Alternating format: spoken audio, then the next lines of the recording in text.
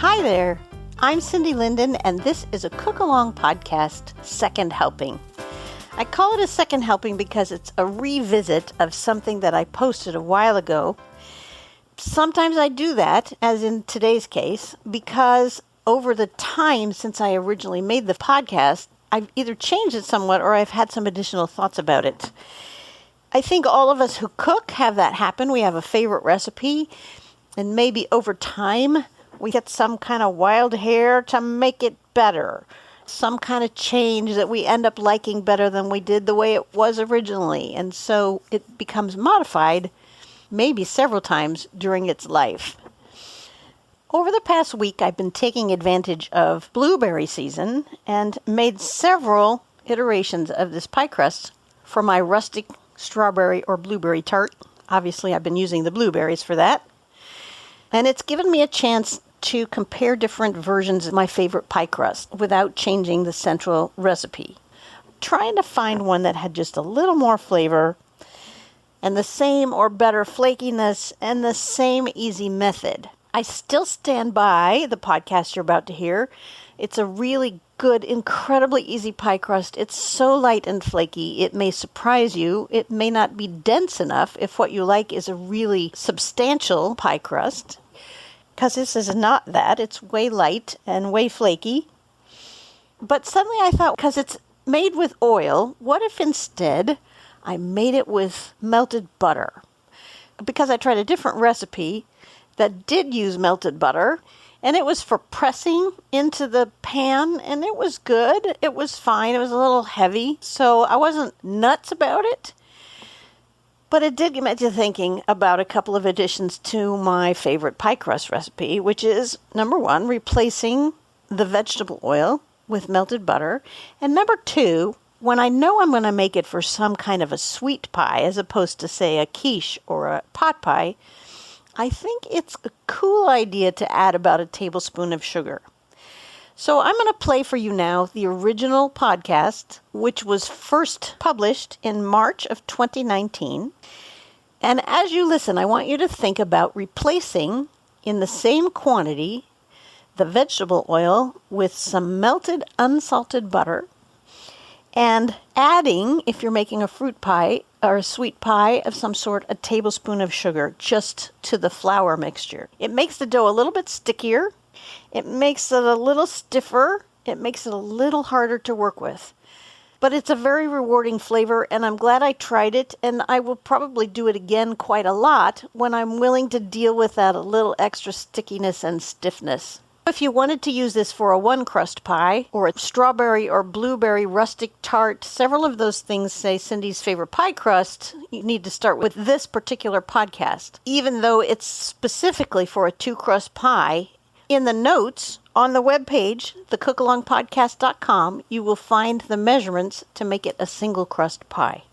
So without further ado, here is Cindy's favorite pie crust for a two-crust pie. Hi there, I'm Cindy Linden, and this is the Cookalong podcast. So you've decided you want to make a pie.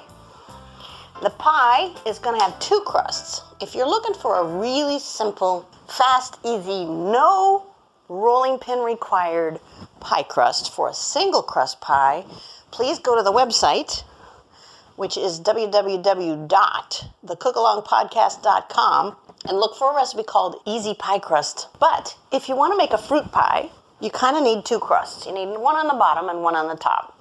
Now I'm going to assume that you don't want to work too hard today. We're doing any lattice things. We're not going to do any fancy things. We're just going to make a pie crust on the bottom and a lid on the top. And this is the easiest recipe I know. It isn't for those of you who like kind of a dense, thick pie crust. This is very light and very delicate. And so it's really to hold the fruit. That's its primary purpose. It's not to stand on its own or be any kind of dominant flavor. It's really to hold the fruit. But it's very easy to make. And if you're intimidated at all by pie crusts, this will solve your problem, I promise. This is so easy. And it has a kind of a fun, artistic, creative moment if you feel inclined to do that. The only do-ahead really is to have your ingredients ready on the counter in front of you and to preheat your oven For a lot of pies, you're preheating the oven to 425, so this might take a little time to heat up, so give yourself that lead time. Get it started before you start making your crust. So for this recipe, you need a pie pan, 8 to 9 inches. You need 1 3/4 cups of regular all-purpose flour, a teaspoon of salt, a half a cup of vegetable oil. That can be any kind of vegetable oil. It can be sort of just your general combo vegetable oil, or it can be canola. Just whatever general sort of unflavored kind of oil you have in the house is fine. Half a cup of that. And 3 tablespoons of cold water. That's the full ingredient list. There's an optional ingredient that I would tell you about now just so you can think about it ahead of time. If you're making a fruit pie, sometimes it's fun, and this is a secret. I don't tell people usually when they're eating their pie that I've done this. I look for an extract that would either complement the flavor of the fruit in the pie or actually enhance the flavor that's already there. So for instance, today I'm going to make a cherry pie. Everybody seems to experience the smell of almonds as being very cherry-like. So I'm probably going to add a little almond extract to the pie crust, and that will add this little sort of enhancement to the flavor. I might also consider some vanilla. Cherry and vanilla go really well together. But let's say you were making an apple pie. There are all kinds of extracts you could put into the pie crust for that. It doesn't need a lot. You're only going to want about a teaspoon, maybe even a little bit less than that, to flavor your pie crust. But if you were making apple pie, you could put in maple flavoring. That's probably what I would do. Now, not maple syrup. I'm talking about extracts. You could put in rum extract or a brandy extract. The point is you can get creative in finding ways to enhance the flavor of the fruit within the pie. Let's say you're going to make a blueberry pie. I think you could use the almond extract for that. You could definitely use vanilla, would be just a sort of a little lift for those blueberries. If you wanted to get really creative and try something a little different, you might try a contrasting extract, like maybe a lemon extract. So these are just thoughts. I want you thinking about that as we're pulling together some of the ingredients, because that's sort of the thing that makes this pie crust fun, and also that makes it a little bit different and makes people kind of look with puzzled eyes saying, what did you do here? What's different here? It's very subtle because it's not a lot of flavor, but it's just enough to add a little special something to the crust.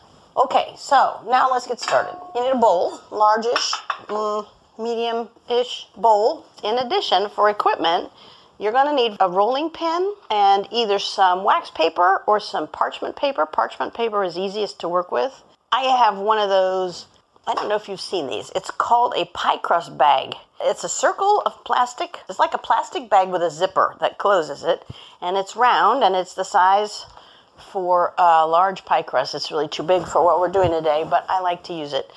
But if you don't have that parchment paper, wax paper, even plastic wrap will work, although you may regret the plastic wrap at certain moments. Okay, so that's the whole thing. So let's start into the bowl. We're going to measure 1 3/4 cups of flour. And for this recipe, you can just scoop it. It's a good idea to stir it first. Let me say that. Stir up your flour to aerate it a little bit so it's not really, really, really dense. That's always something you should do. And if you're interested, there's an article about it. I wrote a blog about it on the website. It's called Measuring Flour the Right Way. And you might check that out. Meanwhile, for right now, just really stir your flour before you scoop it out of there. You don't need to do the spooning thing. Once the flour's been aerated, take your measuring cup and scoop it out. And again, 1 3/4 cups. And pour that in the bowl. Add to that bowl 1 teaspoon of salt. I use regular sea salt. I do not recommend that you use iodized salt. I talk about this often. Iodine has a flavor. It's bitter, and I think you're better off with regular sea salt. Some kosher salt might be okay, but just know that kosher salt is sometimes not as salty as sea salt or regular non-iodized table salt. Put a teaspoon of that, sprinkle that over the flour, and then measure in a half a cup of your vegetable oil. And here is where you'll need a spoon. Get a spoon out. Here's where you add your extract. So whatever flavor you've decided to do, and it's completely optional. I hope that that's clear. It's just fun. I am going to use, what am I going to use? I got some orange extract. Do I want that? No, I don't want that with the cherry. Okay, I'm going to use the almond. A teaspoon, that goes in with the oil. Now you got to keep your liquids kind of in balance, because what makes this work is the combination of flour and oil and water. That's a real common thing. You use that for gravy, you use that for roux, you use that for all kinds of different things. This proportion gets you pie crust. So you don't want to use, like for instance, when I was talking about rum and brandy, you don't want to use the real thing there because it would put way too much liquid in here. But if you have an extract, a teaspoon is not going to mess you up. So once you get the oil and the extract, if you're using it, in with the flour and the salt, just stir it up until it's all combined and you have this sort of oily mess of lumpy stuff. See, nothing scary so far, right? We're just stirring something. Okay, now take your tablespoon and put in 3 tablespoons of cold water. So let your faucet run for a minute, just to be cold, and then fill up your spoon 3 times. 1, just pour it over the oily mess. 2, and 3. And then stir it again. It looks odd. It looks like the water's not going to stir into that, but it will. It's going to mix in, and when you're done, when it's all combined together, you have the pie crust. The only thing you have to do then is roll it out. See? For a while, the water just sort of stays separate, and then it turns into this goopy, gloppy, pasty stuff, and then all of a sudden, you can see that the oil and the water are working together. Not something you can often say. And don't feel like you have to overstir it. If there are some striations of still kind of goopy pieces and the denser mixed pastry, that's okay. It's going to roll out just the same, and actually maybe a little flakier. Now here's where you need to clear your rolling surface and put your parchment paper or your pie crust bag or your wax paper or whatever you're using onto the surface. If you're using wax paper or plastic wrap, before you put it down on your rolling surface, sprinkle a few drops of water. That will help keep the paper from being pushed around when you roll. And sprinkle a little flour onto it. Spread it around in the whole surface that you're likely to be rolling. Not a lot, just a little. And take the pie crust, scoop it out with your hand, and meanwhile kind of sort of using the dough to clean the side of the bowl by scooping out all that extra stuff, okay? Pick the dough up as a ball, put your finger and thumb around it, just sort of squeeze it in the middle to divide it in half. It's almost like pinching it in half. It's like you're choking it in half. Flatten it just a little bit so it's a round, flat disc, and then sprinkle a little flour on the top of that. Again, it's just enough to keep it from sticking to your second piece of paper, because now you're going to put your second piece of parchment paper on the top of that. I'm going to just zip my plastic circle, and then you get your rolling pin, and you don't have to do this. It'll still be fine if you don't do this. If you can, you've got that flat disc below a piece of paper. Just sort of push down to make 3 dents. It's like you're making rows. Rows with little hills. Valley, hill, valley, hill, valley. That's what you've just done. And then turn the paper 90 degrees and do that again 3 times so it's sort of encouraged to stay round. And then using the rolling pin, start pushing from the center out. So we're just rolling it out. We got half of the dough, and then we're rolling it into a circle. Hopefully those little hills and valleys you made will help it stay circular. If it doesn't, as you're rolling it, turn it every once in a while to try to encourage it to be in a circle. Roll the edges now that you've got it kind of spread out a little bit. Stop rolling from the middle and start rolling around the edges, and that will help make a circle. When your circle is about the size of your pie plate, stop rolling, take your pie plate and turn it upside down and place it in the center of the dough. And then slide your hand under your bottom piece of paper. Your top piece of paper has been removed. I should have said that. Flip the dough over, your hand underneath the bottom paper, flip the dough over and start to peel off the paper. If it tears, we'll fix it later, but try to gently do this. If you had enough flour on your surface, it should be okay. Try to gently pull it away from the pie dough, which is now sitting in your pie pan. And just lift up the edges a little to kind of lift it and settle it down into the edges of the pan. And there's going to be a lot of dough, hopefully, kind of lopped over the edges. You want that. That's a good thing. There you go. If you have any bubbles, you can kind of gently press them out. Your bottom pie crust is done. You don't have to do anything else because you're going to fill it. So now you should have in your pan a pie crust that sort of mostly fits with some uneven edges, some of which are too far over the edge and some of which aren't quite enough. If you have any cracks, just push them together. The dough is so pliable you can just sort of push on them and push them together. And your bottom crust, once you get all those little cracks and holes out of there, is complete. Now you have a second half in the bowl. Your second half, you're going to do the same thing with it. You can use the same pieces of paper if they're not completely demolished by whatever you did the first time. Again, sprinkle them with a little flour. Sprinkle the bottom page of paper with a little flour. Take your second half of dough, make it into a ball. Flatten it out just slightly so it's a disc. Sprinkle a little flour on the top to keep the other paper from sticking. Spread that with your hand over the surface of the dough.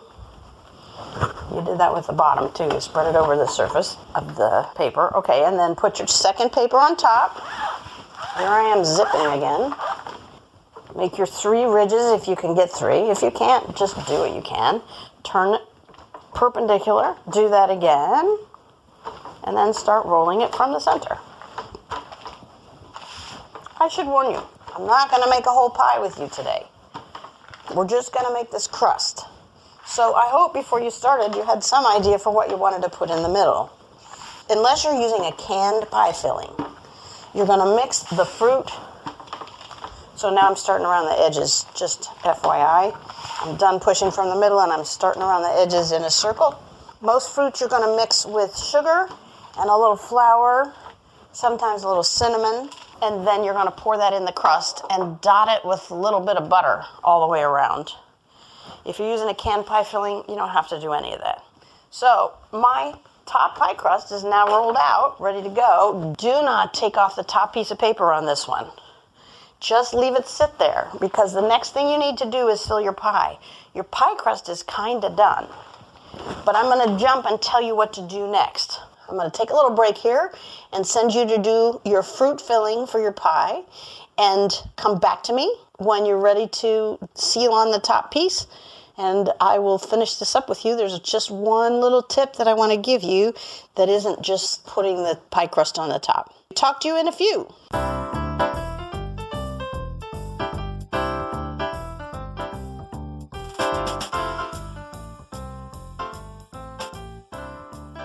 Okay, with your pie filling in to the pie crust, now you can take the top paper off your second piece of pie crust. And again, scooping your hand underneath the bottom piece of paper with the pie crust still on top. This one's a little trickier. Match up your edges and just sort of tip that pie crust over the pie. And then peel off your paper again, just like you did before. Now, you're going to have a lot of dough over the edge. Pick a spot where the edges kind of meet and pinch them together. Don't do anything fancy, just pinch them together. The object here is to be sure that the bottom crust and the top crust meet You may have to kind of roll back your top crust a little bit to get to where the bottom crust is, but you want to close them together so the juice isn't going to come out of there. So go all the way around the pie. Here's where you'll find out if you have too much crust. Any place where it looks like there's going to be a big bundle of crust, just pull off. It's going to be probably the top crust. Just pull it off. You don't need it. It's just going to be in your way. And you have to do that all the way around. Again, all we're doing at this moment is sealing the edges. If you don't care if it's pretty, you don't have to do anything else besides seal this. Well, you do. Just stick with me. Pulling off the extra and sealing the crust together all the way around. Okay, now you can just leave it like that if you want. But if you want to do something pretty, you take a knuckle of your finger and push against the pie crust. I'm going to assume again that you're right-handed. Apologies to those of you who are not. Put one finger from your left hand against the edge of the pie crust. With the knuckle of a finger on your right hand, push out a little divot. And then move half an inch over, push again with your left finger. What you're doing is making this ripply, divoty thing. It's totally unimportant. I am not a person who cooks pretty, but if you want it to look like somebody bought this pie in a store, this is one way to make an easy crust. So what I'm doing is making these little divots all the way around. Okay, finger on one side, knuckle on the other, and what it does is make a scallop. You're not pushing where the finger is, you're pushing just past it. So finger pushes in, knuckle pushes out. Finger pushes in, knuckle pushes out. Another thing that'll work is to just take a fork and use the tines of the fork to kind of make ridges that go around the outside. Just sort of press it down against the dough. And when you get all the way around, your pie will have something that at least looks intentional as opposed to just, oh yeah, I sealed it and then I left it, which again is fine. I'm not a cook that worries too much about how things look. My goal is to make sure they taste good. And sometimes if I'm cooking for company, I worry a little more about it looking nice, but it's not that big of a deal. Okay, now you've got your crust. It's got its divots. Take a knife with a sharp point and cut some slits in the top. This is because if you don't, the pie is going to choose on its own where to leak out. If you give it some places for the air to vent, you are the one deciding where it's going to leak out. It's probably going to come through those vents a little bit. That's actually a good thing because it lets you know that the pie is about done. And then one last step. This again is in the category of optional, but I recommend it. You can either just the way the pie is right now, sprinkle a little sugar over it, or you can just get your fingers damp with just some water over the top of the crust and then sprinkle it with sugar. The water helps the sugar stick. If you've got fancy sugar, if you've got turbinado sugar, or if you have just a large crystal sugar, that can be really pretty on here. Just sprinkle it over the top. If you don't, I would still use a little sugar over the top because it adds a little crunchiness to the top that's really nice. And it also makes it look pretty even if it's just ordinary sugar. And that's that. Your pie crust is done. 3 ingredients, a tiny bit of elbow grease, some parchment paper, and it's all ready to cook. I'm hoping that your pie filling is also yummy and that you like this recipe. A lot of people advocate for butter pie crusts. I find them too dense and too heavy and too much work. So this is what I do. Please check out the website for main dish ideas to have before this pie. And until next time, happy cooking!